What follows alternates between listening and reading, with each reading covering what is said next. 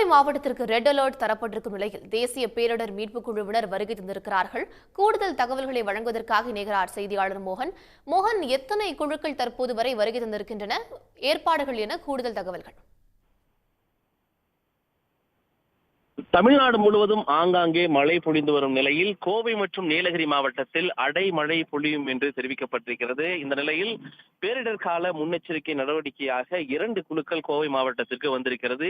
NDRF என்று சொல்லக்கூடிய தேசிய பேரிடர் மீட்பு குழுவினரும் TNDRF என்று சொல்லக்கூடிய தமிழ்நாட்டை சேர்ந்த மீட்பு குழுவினர் 2 குழுக்கள் வந்திருக்கின்றார்கள். தேசிய பேரிடர் மீட்பு குழுவை பொறுத்தவரையில் வால்பாறைக்கும் சமதள பகுதியில் கோவை மாவட்டத்தின் சமதள மற்றும் பள்ளத்தாக்கு பகுதியில் தமிழ்நாட்டை சார்ந்த குழுவும் 2 குழுக்களாக பிரிந்து இந்த பேரிடர் மீட்பு குழுவுக்கு தயாராகி இருக்கின்றார்கள்.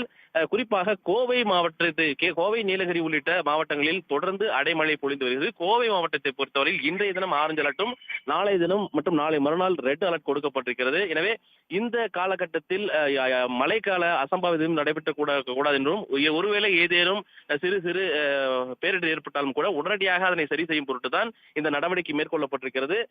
கோவையை பொறுத்தவரையில் கோவை மாவட்ட ஆட்சியர் அலுவலகத்தில் காவல் கண்காணிப்பாளர் முன்னிலையில் மழைக்கால பாதுகாப்பு நடவடிக்கை தொடர்பாக ஆலோசனை கூட்டமும் நடைபெறுகிறது. இதில் தீயணைப்புத்துறை, காவல்துறை, வருவாய்த்துறை உள்ளிட்ட அனைத்து துறை சார்ந்தவர்களையும் அழைத்து முன்னெச்சரிக்கை நடவடிக்கை குறித்து பேசவிருக்கின்றார்கள். கோவை மாவட்டத்தை பொறுத்த வரைக்கும் ஏற்கனவே சிறுவாணி போன்ற பகுதிகளில் அதிகளவான மழை பொழிந்து ஓடைகள் மற்றும் ஆறுகளில் தண்ணீர் ஆர்ப்பரித்து ஓடுகிறது. எனவே பள்ளத்தாக்கான பகுதிகளில் பொதுமக்கள் யாரும் செல்ல வேண்டாம் என்று தெரிவிக்கப்பட்டிருக்கிறது. அதே போன்று செல்ஃபி எடுப்பது போன்ற மோகத்திற்காகவும் ரீல்ஸ் எடுக்கக்கூடிய விஷயத்துக்காகவும் இளைஞர் பட்டாளகம் தண்ணீர் பகுதிக்கு செல்ல வேண்டாம் என்று தெரிவிக்கப்பட்டிருக்கிறது.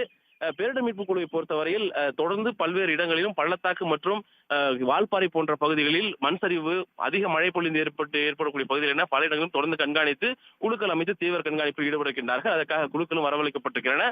கோவை மாவட்ட நிர்வாகம் தொடர்ந்து இதனை உற்று நோக்கி சம்பவத்தை கூர்ந்து கவனித்து வருகிறது. உடனுக்குடன் செய்திகளை தெரிந்து கொள்ள சன் நியூஸ் பெல் ஐகானை கிளிக் பண்ணுங்க.